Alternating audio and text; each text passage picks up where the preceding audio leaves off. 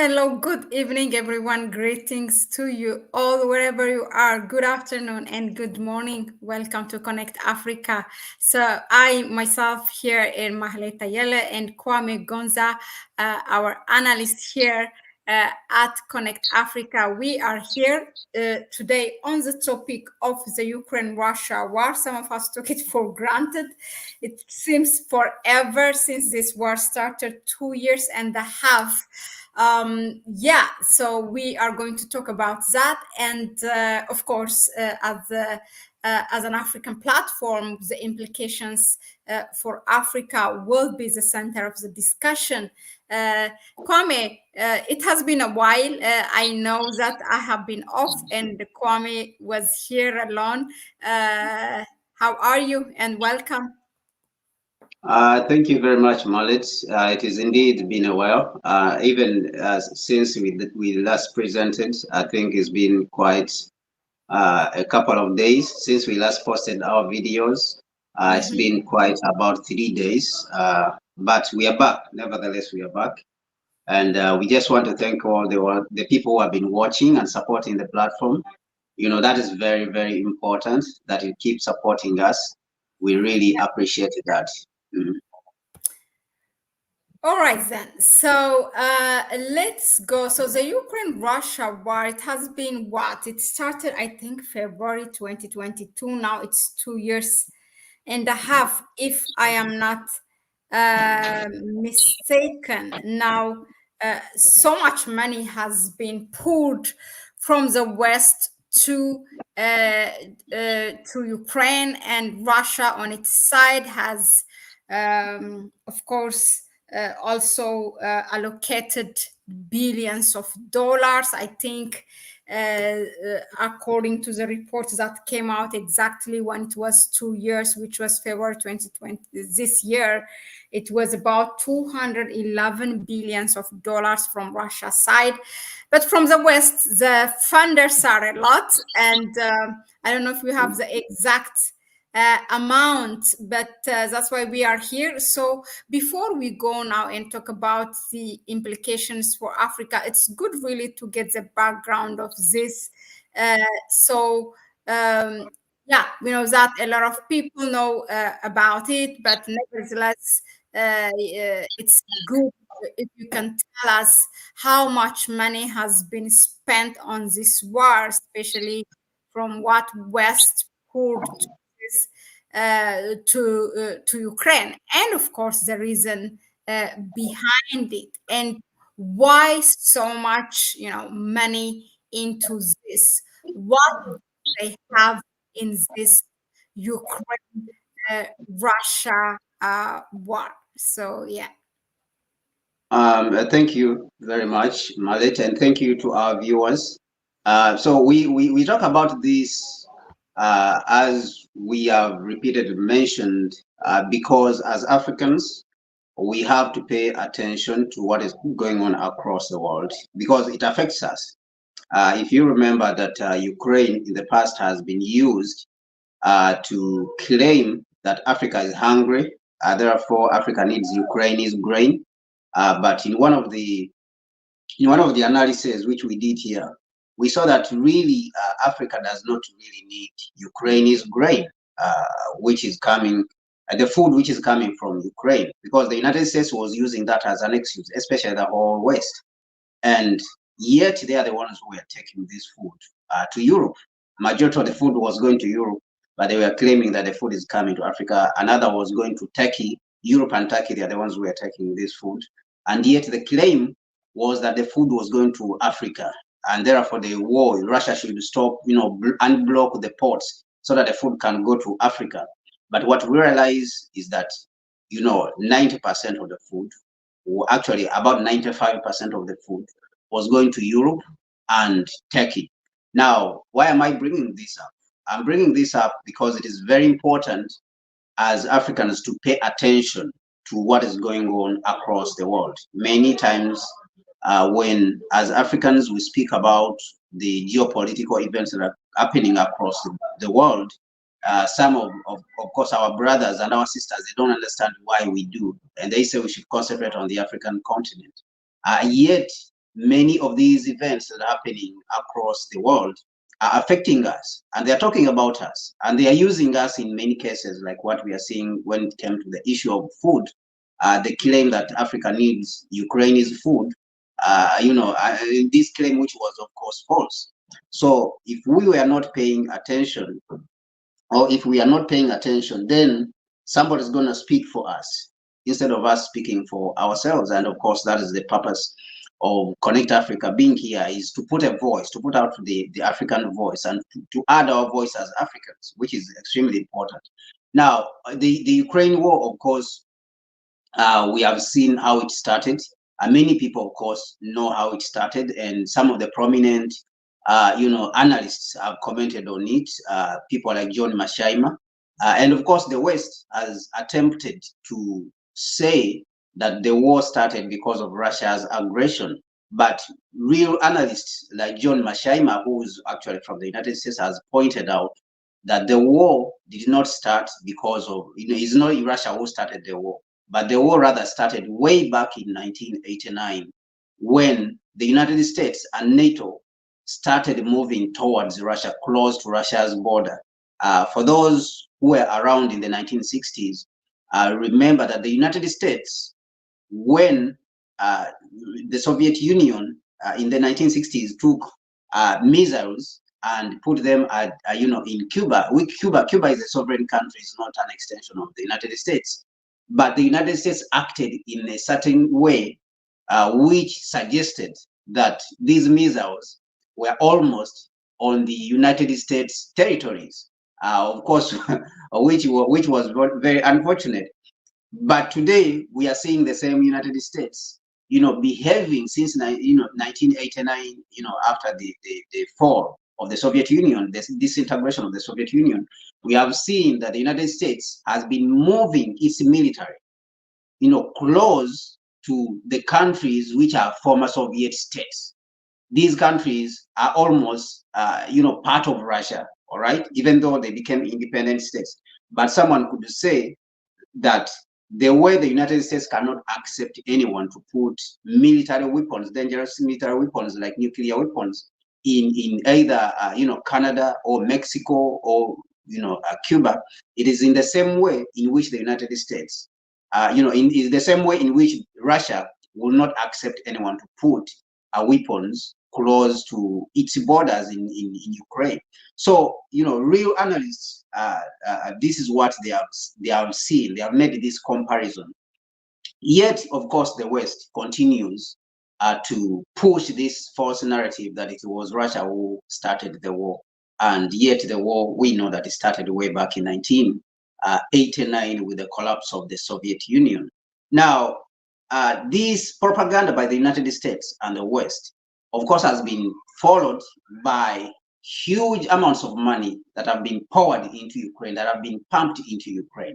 And of course, the amounts themselves, whether they are reaching Ukraine, that is another issue that, can be discussed. And whether Ukraine is using that money, in form of weapons and other forms of aid, for what it is supposed to be used, that is, a topic for another day. But what we understand is that huge amounts of money have been pumped into Ukraine.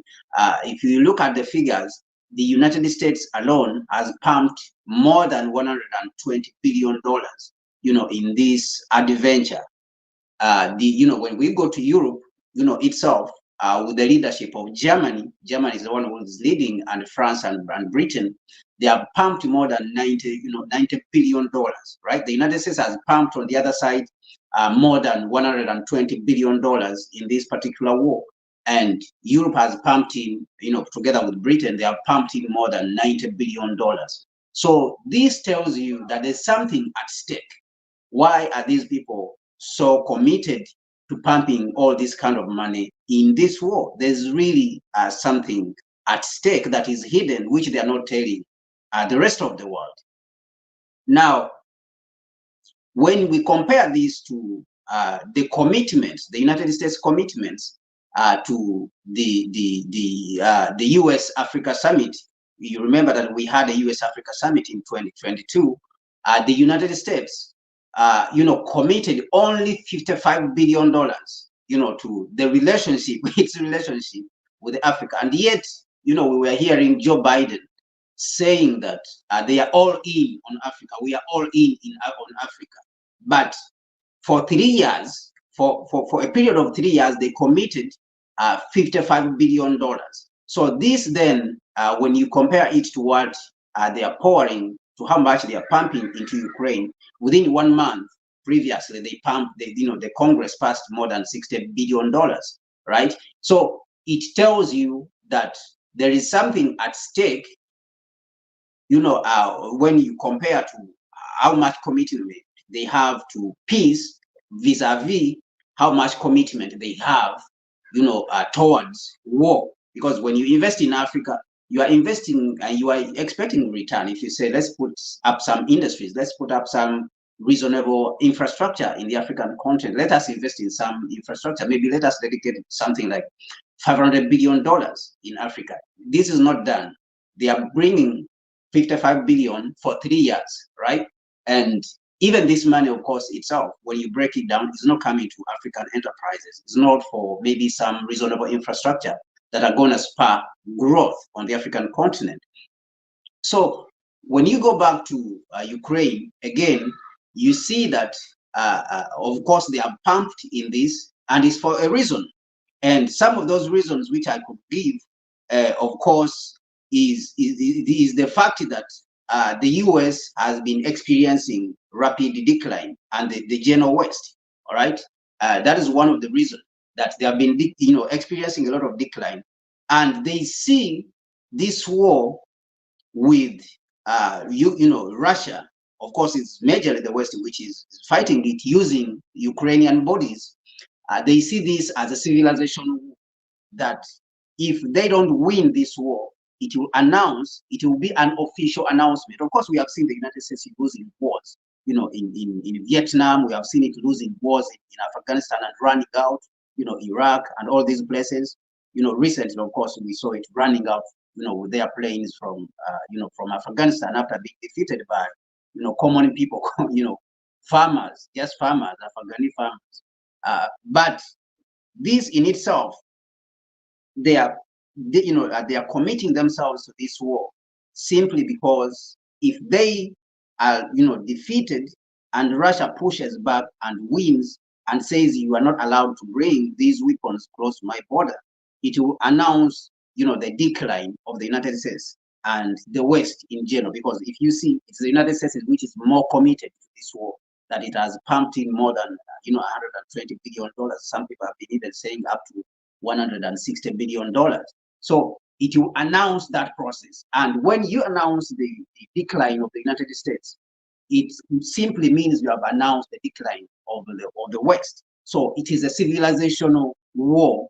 And I did actually an analysis some time ago on my channel, where I did this for a platform called Consensusism Class, where I analyzed, I think it was 2021, and I showed you that this war is going to actually end up in Africa. They are trying to fight Russia using Ukraine and go and fight China. And God forbid, if they win against Russia, they will go to China. And if they defeat China also, the whole war will end up in Africa, because that is the price. Africa is a huge price, all right? Africa is a huge price in itself. And Africa, of course, is a place which is almost defenseless. There's no one to defend the Africans. And of course, it is the resources on the African continent, even though they want also the resources in Russia, because Russia is a huge country with the enormous resources, and yet it has a small population of less than $100 billion. And it has this huge expanse of land and huge resources compared to Europe. Europe needs these resources, as we have seen the issue of gas. So it is a civilizational issue that the West is trying to maintain itself on top. And of course, someone can talk of the fact that Russia, on the other hand, had defeated the West, or it had challenged the West, in Syria, because the West wanted to overthrow the government in Syria. We saw that President Assad is still there right now, is still in power. Now, Russia intervened, is the one which is intervened to protect the government in Syria. and it was successful at doing that. So the West looks at it as a sabotage of their activities of overthrowing governments across the world. Now, when we come to Africa also, you have seen that the Wagner Group has been supportive of some of the governments which have been revolutionary on the African continent, like in Mali and Niger and Burkina Faso. So this, if you see that, if you look at the period within which France was being pushed out of the Sahel by these governments, by these Africans, you can relate that, and you look at the period when the French president was very aggressive towards Russia and saying that France should go in, Europe should go and attack Russia. You can see that he was transferring this anger, from the African continent, the fact that Wagner is helping, and saying that Russia, we should go and attack Russia because it is attacking Ukraine. And that was the French president. So you can see that all these things, in one way or another, they are related. But at the end of the day, we have the issue of the control of resources and the trying of by the West to prevent this decline which they are in currently. And of course, they want to rein in and defeat everyone who is part of that process. That the process of making sure that they go down, because it means what this means is basically this, as we have seen on the issue of Dangote, that if Africa rises, then it means that they are going down. That is why you are seeing that in the Western world, especially in Europe, they have been complaining about the fact that Dangote's refinery is going to take over the market of refined, fuel in the Western. So it's the same thing with China, that they have been complaining about China's, they have been complaining about China's advances in technology, especially the automobile and the aircraft manufacturing sector, and of course the semiconductors. They see this as a problem, that if these guys rise, whether it's Africa, whether it's Asia, then we are going to decline, because now we don't have the markets anymore. We don't have the source of raw materials in Africa, because Africa is being looked at as a source of raw materials, and Asia is markets. Now, if China takes over all these markets, then it is a problem for them. It means they are not going to grow. Their economies are going to shrink. And we have seen this in Germany. We have seen this in Europe. A lot of economies in Europe have been shrinking. They have been, going down. They have not been growing enough. So they see this as definitely a threat. So it is a civilizational issue that they're trying to save themselves through Russia, go to China, defeat China, and then come and take over the raw materials in Africa. Of course, which we know that it will be very difficult. It may not be possible, looking at the fact that they have lost the war in Afghanistan and all these other countries. So it is unlikely to be possible, even when they come up against even much more powerful countries like Russia and China. So this is what we are seeing, the reason that is driving them, that they want to maintain their supremacy across the globe. Thank you, Kwame. But we have seen that war already in the Ukraine-Russia war in Africa, as they have been fighting the Malian National Army, right? Yes, absolutely. Absolutely. So that's the whole extension.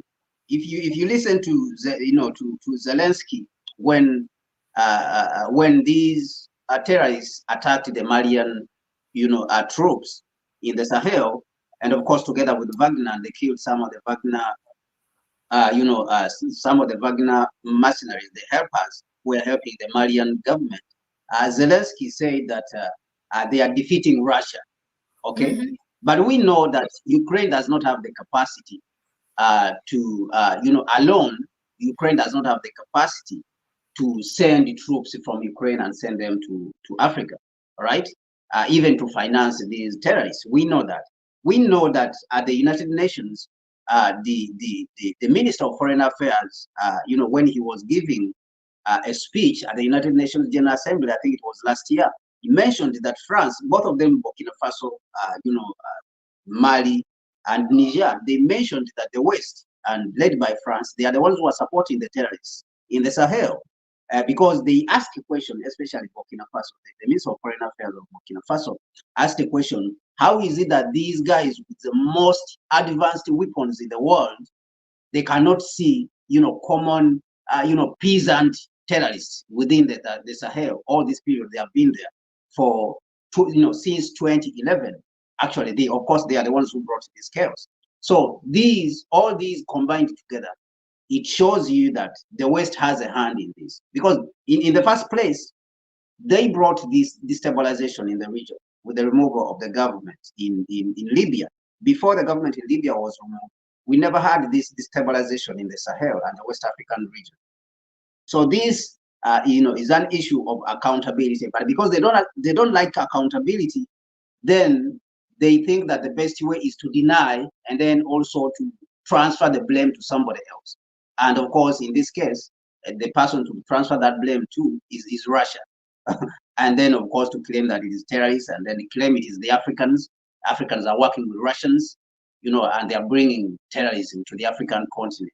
So that is the justification when someone doesn't want to take responsibility or doesn't want to be accountable for their misadventures, of course, as happened in Libya and of course Afghanistan.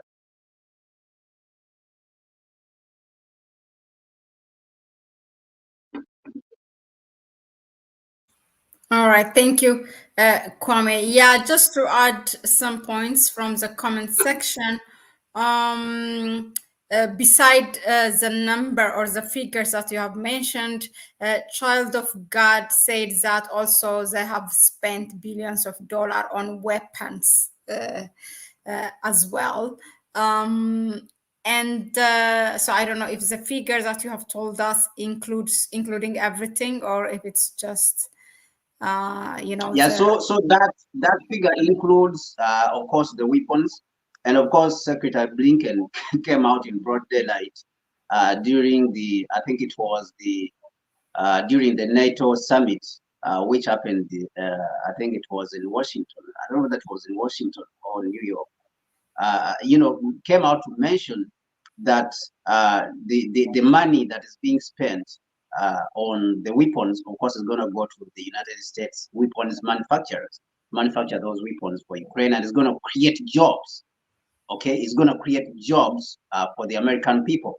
So he came out to announce this in broad daylight. So, yes, yes. So it includes in broad daylight, which is just fascinating. It's interesting. These people that they don't have now any shame. They don't have shame anymore. That they think that they can say anything. So the money is being spent on weapons, and of course, some of it is, a lot of it, majority of it is remaining in the United States, and they are shipping those weapons, and of course to support the Ukrainian government when it comes to paying salaries because of the war. The economy is not functional, and in fact, the Ukrainian government has been the Ukrainian economy has been shrinking because of this particular war. So there's a need to support the civil service and to pay, the soldiers, the militaries who are fighting on the front line. So it is all part of that, process. Okay, so just to prove a point, says Child of God commented, these people, meaning they, he said, they have dropped nuclear weapons in civilians just to prove a point. The grandparents of the people in charge right now who did that. So if they need to, they will do that. That's his or her point. Aniha says, I'm still mad about Libya. Yeah, Libya is that's exactly how they want to do the Sahel states. Anyway, we have more questions. Let's move to the next question. So now, recently, from what we hear, Ukraine is in the Russia territory. It's not anymore Russia in Ukraine, right? And we also know that they recently received this F-16 fighting jets, actually from most of them from the European countries like Denmark, the Netherlands, Belgium, Norway. All of them, they have agreed to around actually 80 F-16 fighting jets. So it's under an Air Force capability coalition for Ukraine. That's what they call it. And these are few countries on the top. There are 16 nations in all who are, cooperating in this in Europe, and additionally also Denmark, Romania, UK, and the US are hosting Ukraine for Ukraine's pilot training for the jet. Now the question is, why is the need now to escalate it more? What is it? So for the US, they feel that everything is at stake. If you look at the United States, first of all, the one of the achievements which they had, in the 1980s with the disintegration of the Soviet Union, is that they were able to break up a very powerful country. All right. Now they saw the Soviet Union as number one threat to their civilization, because in some way, the Russian people are Europeans, but they sort of, they don't fall in line with the interests of how Europe wants to operate. And if you remember that people like Napoleon, attempted to attack Russia, and even Hitler also attempted to attack Russia, and of course, with all these adventures or misadventures, which led to their defeat, that Soviet Union would come later and defeat them, both of them. They see, to some extent, the Europe sees that it has a very small amount of land and a very limited amount of resources. All right, and it has all these huge population of so now it thinks that the best way to protect Europe is to take more land, to get more land. All right, and of course they partially achieved that during the Soviet Union. That is why you are seeing the breakup of the Soviet Union. That is why you are seeing that most of the countries which were former Soviet countries have been added to to Europe, to NATO. All right, almost they have been added to Europe. They are part of NATO. So there has been this desire to expand the space which they occupy, and of course, this even someone can say that it is greed. It's just greed, because remember, the people who are occupying the United States today, they are Europeans. You already occupied. You went and occupied this huge expanse of land, which is the United States today, and of course, add Canada. All these are Europeans. Add Australia. Add New Zealand. All right, all these countries. You went to these places and you occupied them, and you have all these lands. So I think that someone can say it is greed, that they think that their civilization is not supposed to end. It's supposed to continue perpetually. So our civilization is like they're saying that our civilization is perpetually supposed to continue, and no one is supposed to come up and challenge that.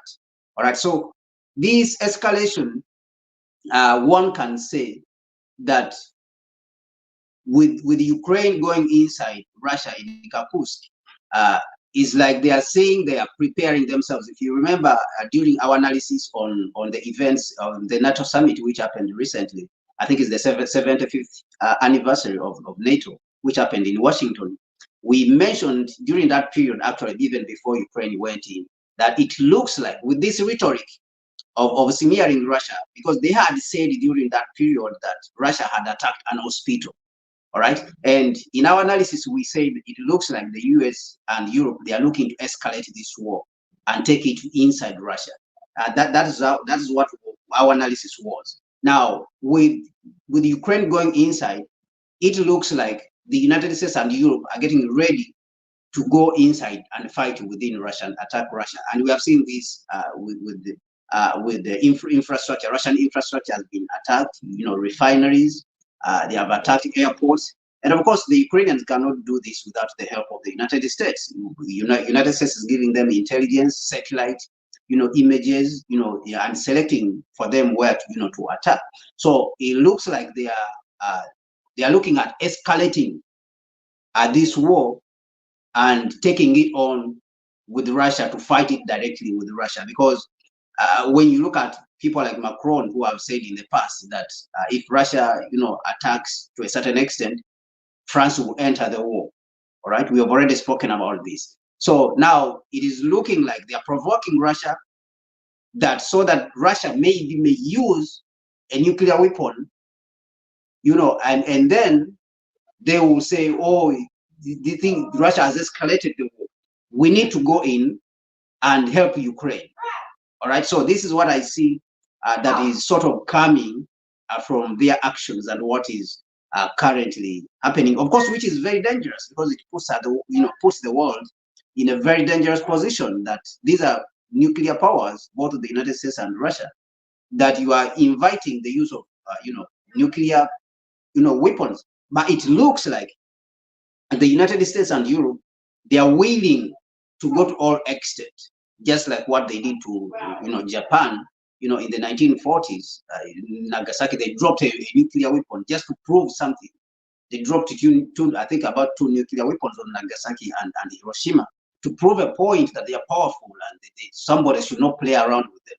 And of course, that period, it was the Soviet Union. They were sending a warning to that they would be able to drop a nuclear weapon even on the Soviet Union if it plays around with them.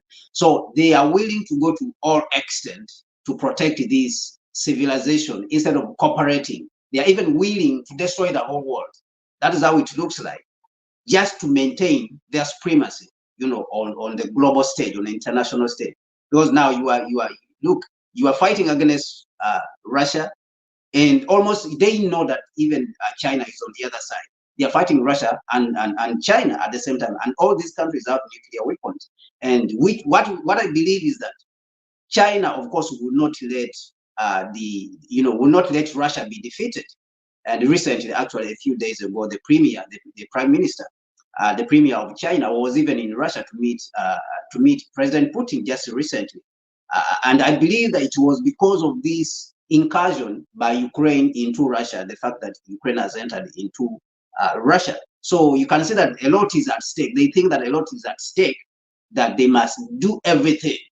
They must do everything, to prevent Russia from winning or to defeat Russia, because everything, which regards to their civilization depends on this particular war alone.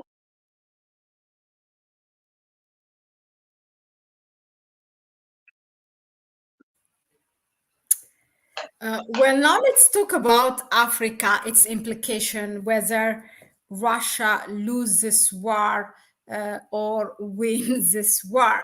But of course, it's important to remind our audiences here that, or our viewers, Africa tried, of course, under the leadership of Ramaphosa, because this is for a reason, Ramaphosa of South Africa, because South Africa have been, just before BRICS summit hosting in 2023, it has been accused that it supplied this and that weapon to Russia. So anyway, they took the initiative, and with some other African leaders went to mediate peace. It wasn't that successful, but it has revealed a lot of things, how they were received, going to Ukraine, and also Russia, that by itself has told a story. In any case, Kwame, can you tell us what will be the implication for Africa if Russia wins this war or lose? We will not be told that Russia win anyway, even if it win or is winning already. I don't know, but yeah. Yeah. So I think we look at both scenarios. Let us say Russia loses, which God forbid that Russia loses this war. But if Russia loses, you can be rest assured that is going to be very bad for the African continent, that we will be put back in some form of slavery that is even much more dangerous for us as a people, as Africans. Reason being is that look at the economic figures in Europe. All these countries have been contracting, their economies have been contracting, growing at 0.6. Last year alone, Germany, the economy contracted for 2 consecutive quarters. All right, the third and the fourth quarter, the economy was contracting, and even the first quarter of this year, the German economy continue to contract. And actually, they announced it was officially in depression. The German economy was officially in depression. And why? Why is this? It is because the United States, of course, forced them, to cut themselves off the cheap energy from Russia, because their industry depends on energy. For those of you who don't know why energy is important, we have spoken about this extensively when it comes to industrialization and industrial revolution, that one of the things which you need is energy. You need energy because all vehicles, all machines run on energy, whether it is electricity, or that is hydrocarbon, whether it is hydroelectric power, okay? But even with from gas, you know, uh, uh, fuels like gas, you can use that to produce electricity, to run machines, to run and other equipment to produce electricity. So Russia was supplying cheap energy to Europe, and the United States, of course, forced them to cut themselves off this cheap energy. So this cheap energy, once it goes like that, then it means that the economies are going to contract, because now you are being supplied with more expensive energy, whether from the Middle East or from the United States itself, because remember, the United States stepped in and said it will supply that energy. But the cost at which it is supplying this energy is expensive. It's much more expensive than the energy that was coming from Russia. So this means that the economy is not going to grow as fast, because you're not going to be profitable. And actually, some of the big economic drivers within the country, like industries, they are going to leave Europe. A lot of industries have been leaving Europe and going, some of them to China, some to the United States. There's an industry, there's a factory, there's a company which is manufacturing, one of the biggest manufacturers of chemical, chemicals in Germany, left Germany and went to China to invest there over $10 billion. After the start of this, energy problems, that the energy was cut off almost, the energy from Russia was cut off. So their costs of operation went up. So now, why am I saying all this? These economies and how they are shrinking, you can see that they will look for an opportunity of getting cheap energy. And what other place do you think they're going to want to get this energy from? Of course, it's the African continent. And then this shows you that places like Nigeria, where there is huge amounts of gas, more than 20 trillion cubic feet of gas, within Nigeria, these places are going to be focused on. And that puppets are going to be maintained in these countries. Libya, they will not want this place to stabilize, because Libya has the biggest, oil deposits on the African continent, with more than 52 billion barrels of oil. So they will not want this to stabilize, because they want to look at this as a source of energy to substitute the expensive energy that they have been, wanting to get from Russia, or they have been getting from Russia. So it means that Africa is going to take center stage. It has to take center stage in supplying the energy resources they have been receiving from Russia and other minerals, because Africa is not only Russia was not only supplying energy resources like gas, like cheap gas, but it was supplying all the other minerals, including uranium. Of course, it's supplying uranium. So that means they're going to look at Africa to be the source of that. And what does this mean, of course, for Africa? What this means for Africa is more poverty. We have seen this, of course, already, that Africa's economies for the last 10 years have been growing at 6%, 7%. Now, if you look at all the African economies, majority of them have slowed down. Look at Nigeria, 3%, less than 3%. For a country which is just developing, this is not sustainable. This economic growth is not sustainable. You look at Ghana, dropped, below 4%. All right, look at South Africa. That one, South Africa can even barely touch 1%, growth. And all the other African countries, if you look at them, the growth has dropped down. And yet, in the past 10 years since 2020, since 2000, we have been hearing Africa rising, Africa rising, Africa rising. But that narrative right now is no more. You don't hear it anywhere, even in the media, that Africa is rising, Africa is rising. And why is this? is because of all these problems that there's now increased focus by Europe and the United States on Africa when it comes to resources. That if Russia is defeated, and God forbid China is defeated with these wars that they are carrying out, then of course it's going to be more dangerous in Africa. There's going to be more agony and even more poverty on the African continent, that everything will be taken over, including water, energy, food. Our food will be taken over. All these will be taken over, and we will be back to almost grinding slavery, which is very dangerous. And of course, it's because the United States is looking to rebuild.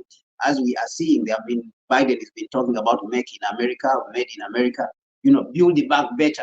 All right. We have been hearing this from the Biden administration. And of course, this has not been Biden himself who was the architect of these policies. People like Jake Sullivan, who's the national security advisor to the White House, they are very young people who are running these policies. They are the architects together with Blinken. These people are still there. So you can be assured that these people who are making these policies in this Biden government, they are going to be there to implement these ruthless policies on Africa. Because if you leave yourself weak, then the parasites are going to feed on you. So that is what is likely to happen to the African continent if we don't get our acts together. And if these people, win this war, they will come back with a lot of aggression, and you will see that all these governments that have come up and have chased away France, they will fight very hard to overthrow them and remove them from power. But on the other hand, if Russia wins, of course, with the help of with China, then of course is likely to be good news for the African continent. There's likely to be some relief. But all in all, Africa has to get its act together, because even this relief will not be enough for us as Africans. That they will continue to come to want to have a share of Africa's resources, and which resources are supposed to be used for the development of the African continent, improving of the lives of the African people. So this is what we are seeing in this particular situation. So the golden question will be, okay, so that's as far as the implication is concerned, if Russia lose or win. Now, some of the this is actually derived after reading here in the chat section our viewers' comments. So what should Africa do in the meantime? Not to wait the final point, winning or losing. In the meantime, it's already feeling the heat. So what should Africa or Africans should do? Here from the comments, they say we have to unite. That's the only way. But yeah, what do you say?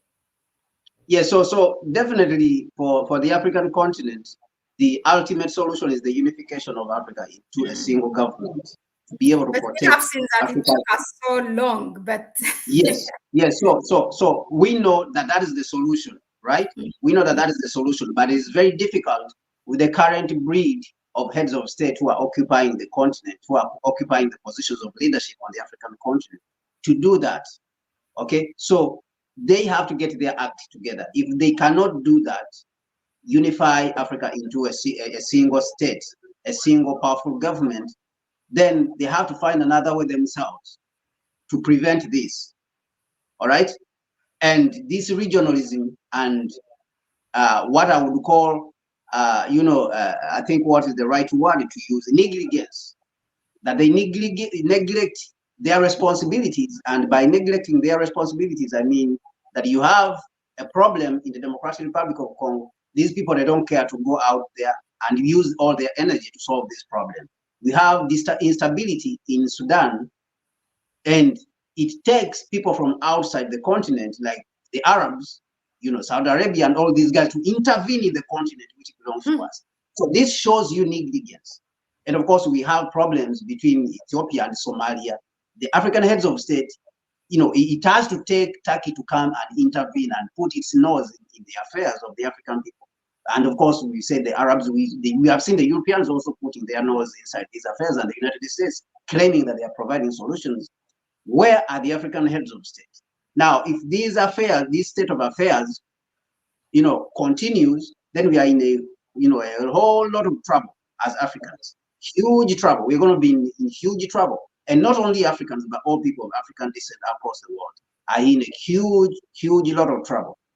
Huge lot of trouble, because if the African continent is weak, they're going to continue to be weak. Now, we have then to fall on the second layer or the third layer, from the layer of having a united Africa to the layer of the current heads of state, which is the second layer, to the third layer. Now, the third layer, where the solution is the next generation, and that is our generation. That has to produce a solution to this problem within the next 10 years, within the next 10 to 15 years. If we cannot produce a solution to this problem within the next 10 to 15 years, then it's going to be harsh for us as a people. So we have to look within ourselves as Africans, as the next generation of Africans. Forget about those ones who are in power, because some of them 5, 10, 15 years, they are not going to be there. Many of them are not going to be there. So then the responsibility then falls on the next generation, and that is our generation.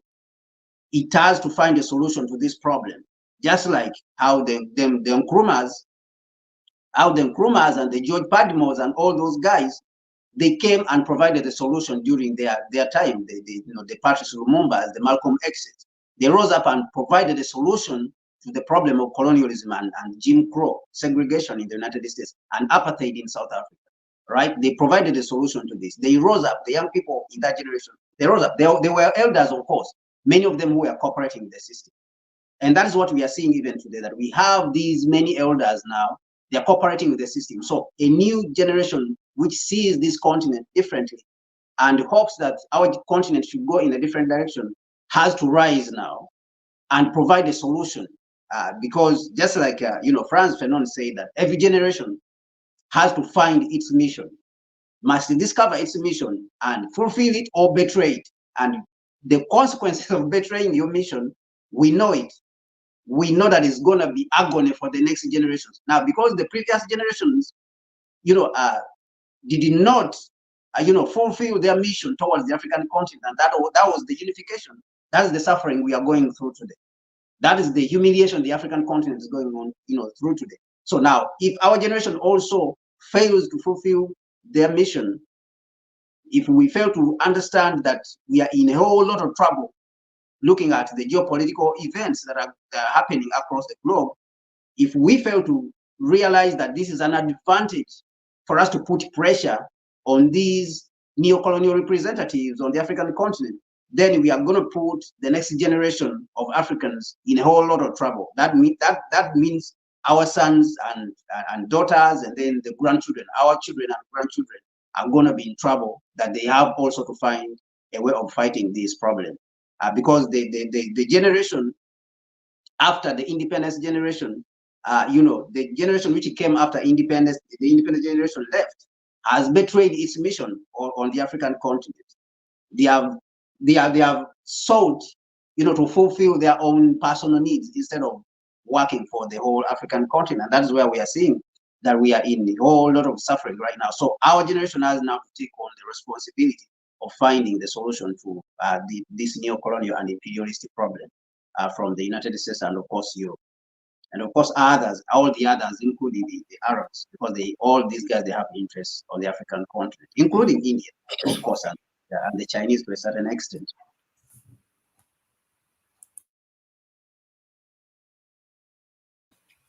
Okay, sorry.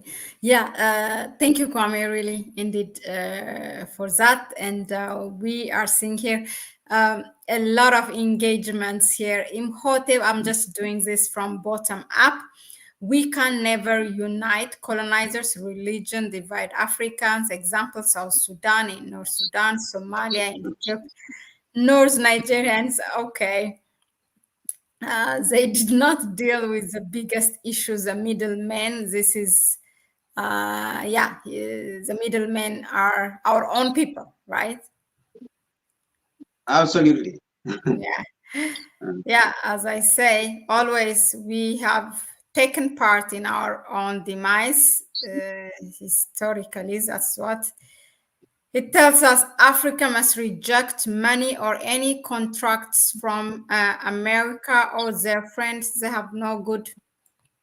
Hopefully, our the heads of states will take a note. I mean, I don't know what's wrong with us. The other African countries, people get informed and see what is. I mean, that's I think for a point of what we should do.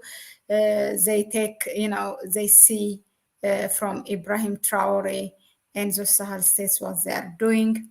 Nobody's going to nobody's going to go there and fight the leaders. They don't have to courage to fight, then have them turn on us.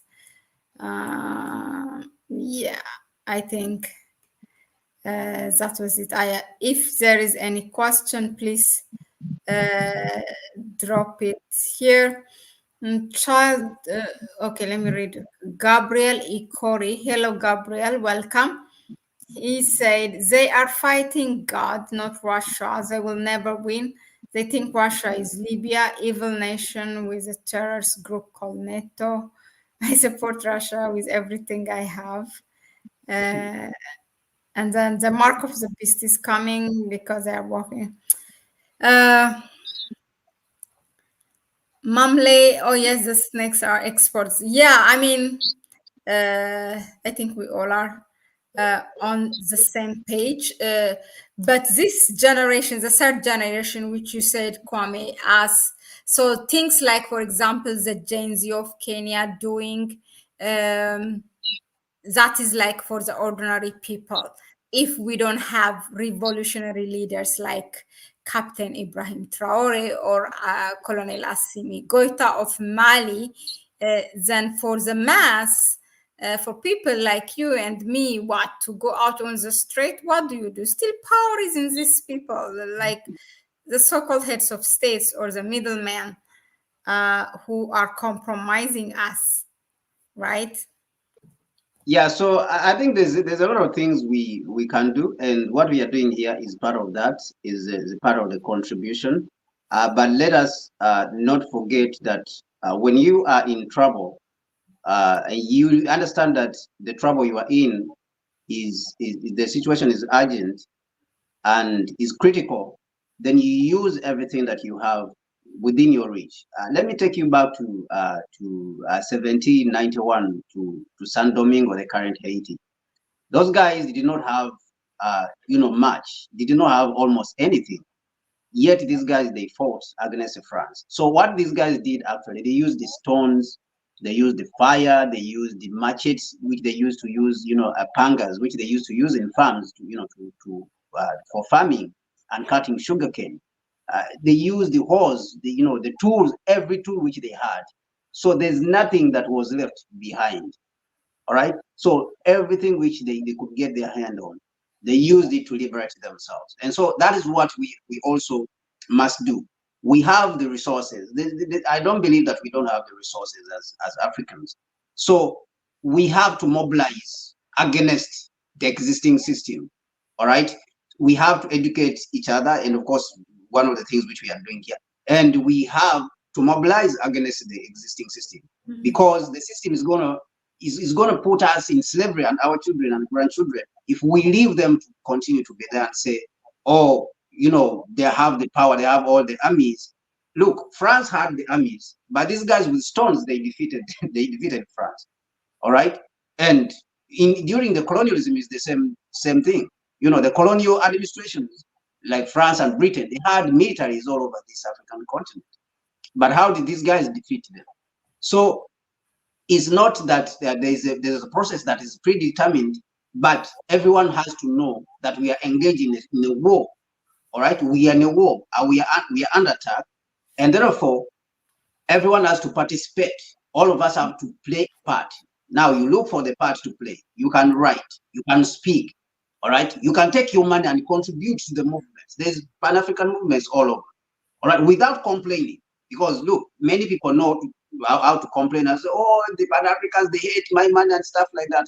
Look, when we are in a war, you don't have time to complain. All right, if you don't have to complain, because some people who talk like that, is because they don't understand that we are in the war. And therefore, we must use every tool we have. And so they'll say, I gave some $50 to the Pan-Africanists and they ate my money and stuff like that. Now, this complaint comes, is like when you are in a war and they are chasing you, people will leave vehicles, they will leave even houses and run away from the place. All right, they will not complain. But there is that attitude, among Africans to carry this kind of thinking that, okay, because my $5 now, okay, now the revolution is not true. So it's not a problem. So I think we have to rise above that and each of us find a way of contributing, to what is happening and understand, first of all, to understand that we are under attack. We are in a war, that we are being attacked deliberately, and therefore we have to fight back. And of course, unfortunately, some of those people who are being used to attack us, they are our own people. They look like us. They are in government. Yeah. They have taken over government. So we have to come out and understand that we have to organize against these people who are in government because they represent imperialism. They are part of imperialism themselves. They are imperialists, but they are black imperialists. So people like Ruto and stuff like that, like Gen Z, what they did, this is part of it. So we have to continue that process of agitating, of organizing and agitating. But of course, in groups, when we look at groups, we look at organizations which are doing something and we contribute to those organizations. But of course, be out there and speak. If you can write. If you can call on radio stations and give ideas, give ideas. There's nothing like, your idea doesn't matter as long as it's going to help to liberate the African continent. Thank you very much, Kwame, for that. I think we are close to 1 hour. That's it, I think, for the topic here at Ukraine, the escalated Ukraine-Russia war and its implication for Africa. Thank you very much, Kwame, again. As usual, you delivered. And thank you, all of you here who are engaged here with us and for commenting, asking questions, giving your input, and above all, for being with us, for trusting us. And thank you very much. Really, we don't take it for granted every day. We have to say thank you for each and every one of you. Imhotep, John, Child of God, Aniha, Red Sea Use, Bonsu, Big Well, he or she said automatic citizenship is a pipe dream. If you want citizenship, go through the process. I don't know if that's a continuation of any other chat, but I just wanted to read one chat from you. CME1 W Lewis Gorban. Yeah, I don't think there's one. Gabriel. Lewis again. Thank you, really. Thank you all. I thought I saw Patricia Cox, I think. Thank you, and we will see you on the next one. That was it for us for today. Please go ahead and subscribe to the channel for those of you who are new. If you are subscribed already, then share the video with others. Do not keep this information and knowledge only for yourself. That's not the intention of this platform. You have to share the information with others. And please give it a like, okay? If you find it informative enough, give it a like. Do not leave this streaming without giving it a like. And please donate to our PayPal account. That will help us to be here, will support us more often, and also grow the channel and add things what it is needed. Some of the things or most of the things ask professional things, to add. We know there are certain things that lacks, and we focus more on what we bring you here. We really didn't think about that one, but whatever it is, your donation matters. Thank you very much for those of you who have donating. And Mahlet, of course, let everyone go out and support us on our Rambo. Go to Connect Africa. Go to Rambo and look for Connect Africa and subscribe to the channel. Please, we are present on Rambo.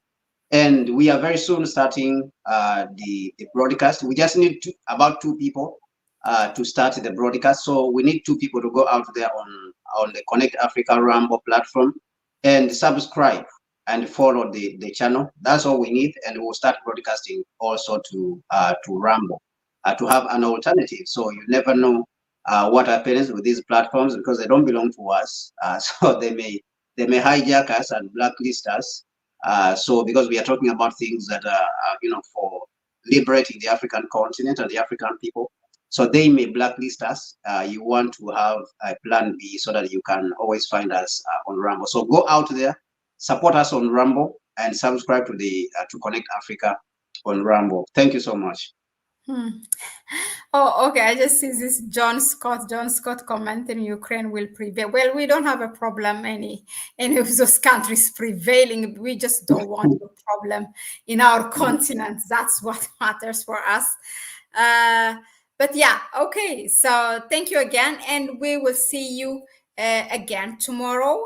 We will definitely bring you reports which are short videos, and also do a longer analysis at night in our time.